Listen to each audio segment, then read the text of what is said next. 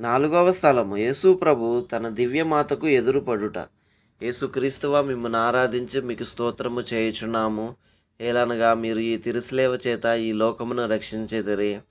ఈ ప్రయాణమునందు కుమారుడును తల్లియును అనుభవించిన దుఃఖములను ధ్యానించుదుముగాక.